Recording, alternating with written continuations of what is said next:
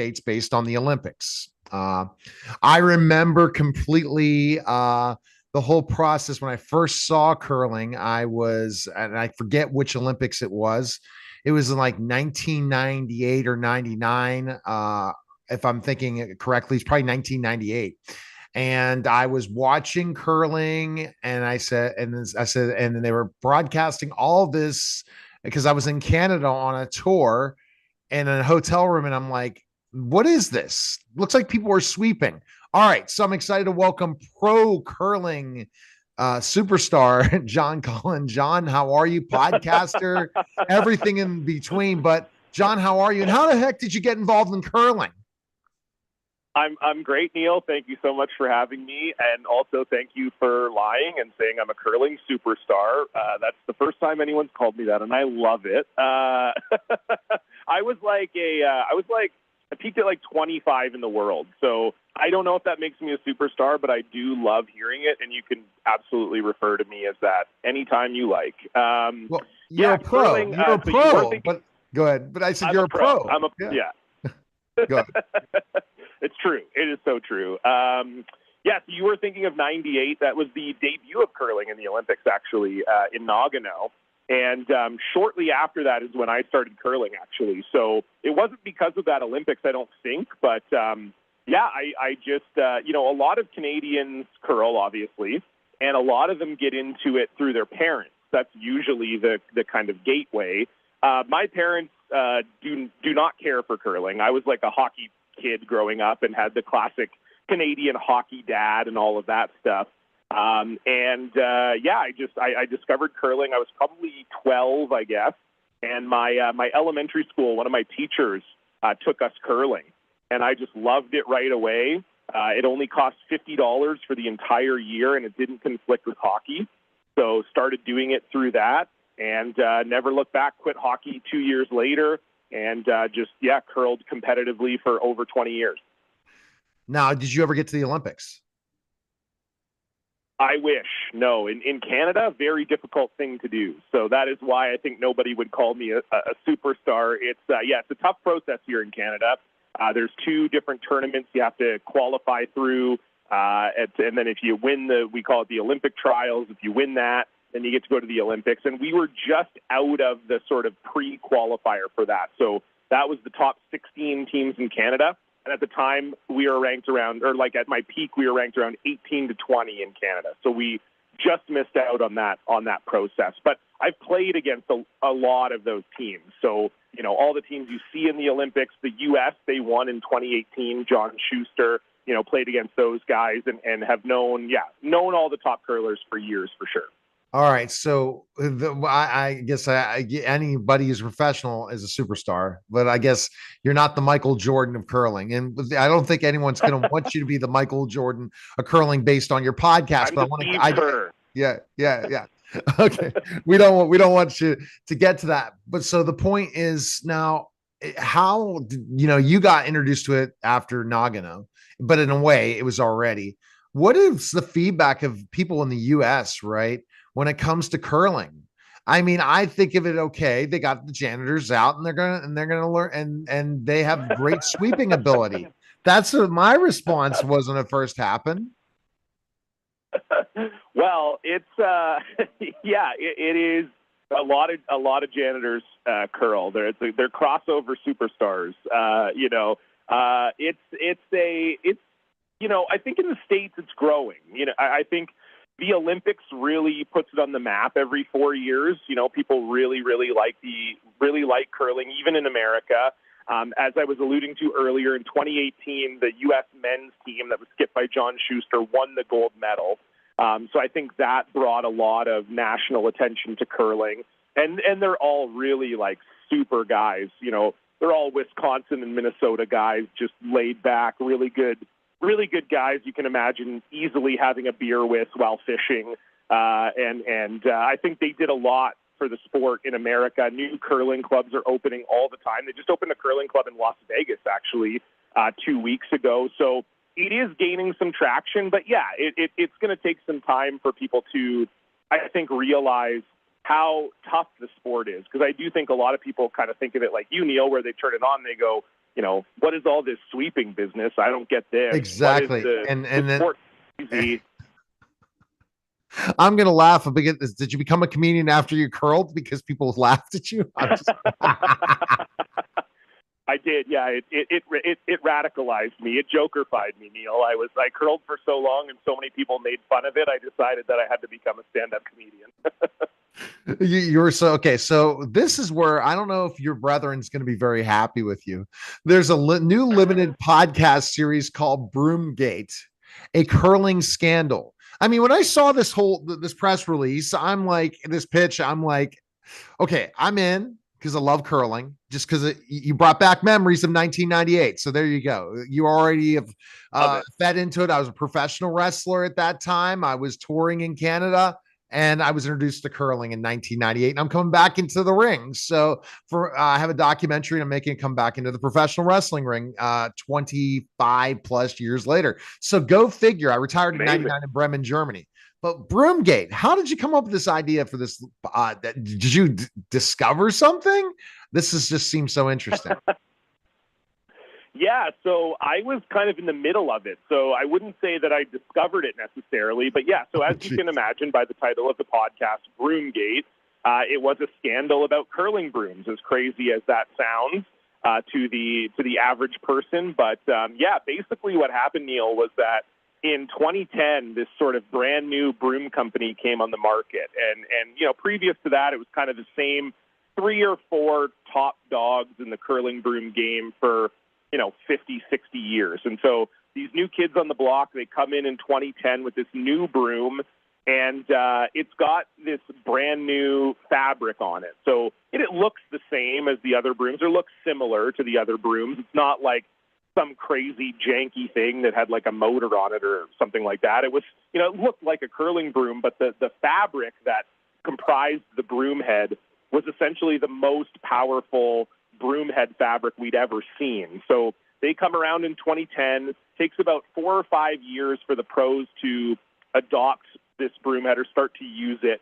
Once they start to use it, they realize with a certain sweeping technique that it's basically the best broom we've ever seen, the most powerful broom we've ever seen. And as you might imagine, that sparks a lot of controversy because people who are tied into contracts with other equipment manufacturers cannot switch to this new broom that's really good. And so they start saying that if you use it, you're a cheater or it's unfair or this and that. And there was a lot of infighting, near fist fights in parking lots, hotel bars, locker rooms. It all blew up. It was like a whole year of controversy, and the sport really was a mess for like an entire season. And that's the situation is, I mean, I couldn't imagine that. All right. I couldn't imagine this kind of thing because then you got a competitive edge. I'm waiting to hear about the PDEs, right? Performance enhancement PEDs that you guys are taking, and you're hitting the gym on the steroids for curling, But when they talk about a scandal like this is just intriguing because you know what? I'm sure a lot of brooms were sold for this one company, and why would it be a scandal? I guess you have to listen to the podcast, but it must have been really a bad scandal, right? Well, I think it's just like, to me, I always say this scandal was really about curling sort of grappling with modernity, right? It's sort of grappling with the 21st century because, we've seen this in other sports too, right? We had, corked bats in baseball. We had the laser swimsuit. Remember when Speedo made that like shark suit? Yeah. And everybody went, is this really where we want swimming to go? And it was kind of the same thing. Pardon me. I wouldn't say that it was necessarily, it wasn't necessarily like, why don't we just let them use it or whatever? It wasn't, it was more, how far do we want technology to go? Like, how much do we want technology to play a role in this sport? And so I think that's where a lot of the controversy comes from, is some people said, and probably similar to the swimsuits or the corked bats or whatever, people said, who cares? This is awesome. We can make every shot. That's really fun. If everybody's using them, who cares? It doesn't matter, But other people, more traditionalist purists of the game, said, well, we still want this to be a shooter's game. We don't necessarily want this to be a sweeper's game. because it's much tougher to throw than it is to sweep. And so, so I think that's really what it boiled down to, Neil, was just that kind of grappling with how far do we want the technology to go, what's acceptable and what's not. And that's where you ended up with a lot of this infighting that happened. All right. Throw versus sweep. Now, our U.S. based fans, even though we're an international show, what's the difference between throwing and sweeping? So basically, what happens is you throw the rock, and then you have two sweepers on your team whose job is to kind of guide that rock to the other end of the ice. And so what sweeping does, very rudimentary for your American and international listeners, basically sweeping temporarily heats up the ice, so it reduces the friction between the rock and the ice, and it allows the rock to go straighter, and it allows the rock to go further. And so that was kind of the main thing. And a lot of people will tell you that the ideal sort of percentage is they want the sweeping to be about 80% of a made shot. So, like, you still got to be a really good thrower to make the shot. If you make a bad throw, sweeping cannot save you, right? So it's like 80% shooting, 20% sweeping. The idea is the sweepers are there to help you make the shot. They're not there to make the shot for you. And essentially what happened, in the Broomgate year was that those percentages flipped. So now it was 20% shooting, 80% sweeping. And if you knew how to use the brooms, you could make any shot. And people did not like that. They wanted it to be in the shooter's hands. And so that's why you end up with all the things that happened in the Broomgate year, and then eventual rule changes that banned that broom.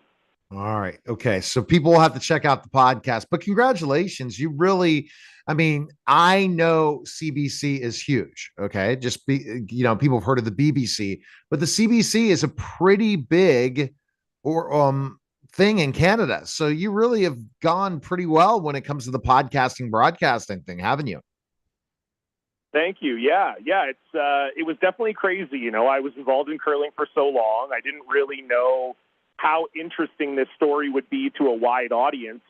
And when we started working on it, I was working on it with a production studio in Vancouver called Kelly and Kelly. And when we were pitching it around, it actually got picked up by Ed Helms and his company, Pacific Electric. And so we not only made it with CBC, but we made it with NBC's podcasting arm, which is called USG Audio.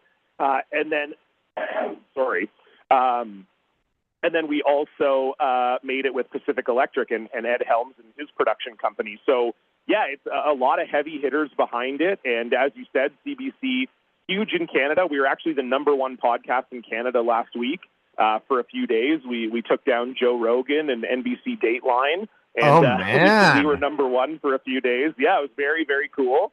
And so, hopefully the same thing will happen in the U.S., but it's been a success beyond, I think, what any of us thought already early on. And, we just hope it keeps growing because I think it's a really intriguing story. I think curling's a beautiful sport. I think the podcast has heart. It's funny. Even if you know nothing about curling, I really do think anybody can enjoy it. Wow. You can at least put that on your bio. You were ranked higher than Joe Rogan in Canada for a specific amount of time. Right. And the other cool thing, it's just like, you're on my show. I'm the number 3 celebrity podcast in the world, according to FeedSpot.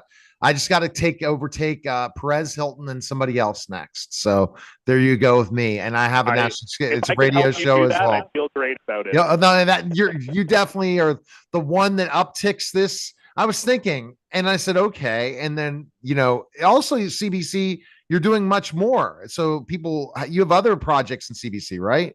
You're working with. Is that correct? Not just podcasts. No, it's just podcast for now, but I have done I've done comedy on the CBC before. I've done some TV tapings for CBC and that. So maybe that's what you saw, but and some radio tapings too. So it's, look, when you make it in Canada, that just means you get to be on the CBC. So it's they've been awesome to work with, and their podcast arm in particular, as I'm sure you know, Neil, hosting a podcast. It's not just Canada. Like their reputation is worldwide as far as the podcasts that they produce and put out. And as you can imagine, for a curling story, they were a dream distributor to work with. They've been amazing, and nothing but good things to say about the CBC for sure. I'm waiting for Outside the Lines on ESPN next for John Cullen, and how he's going to end up being. You should go out there for the next Winter Games, and you should go because of this. And you're funny. You should seriously go pitch yourself to be a color commentator for the Olympics. I'm in. That sounds like a great. That sounds like your next. That looks like your next phase. So whoever your agents are, they send that deal in, and you're set, man. Because people, as I remember watching curling, I felt like I was watching paint dry. So basically, there you go. You can make it so entertaining and funny. There you go. Reach out. I think you're the next. That's your next. That's your next. That's your next. If you're gig. listening to this, yeah, I have. Yeah, if you're listening to this, you're an ESPN guy. Give me a call. Wherever the Olympics for winter. When are the next Winter Games? When are the next Winter Games? 2026. Where are they at? Where are they going to be in? Italy. See, there you go. I'm coming with you to Italy in 2026. We make it a date. All right, appreciate it, John. Thanks again, Matt. All right, you're listening to Watch the Neil Haley Show. You're welcome.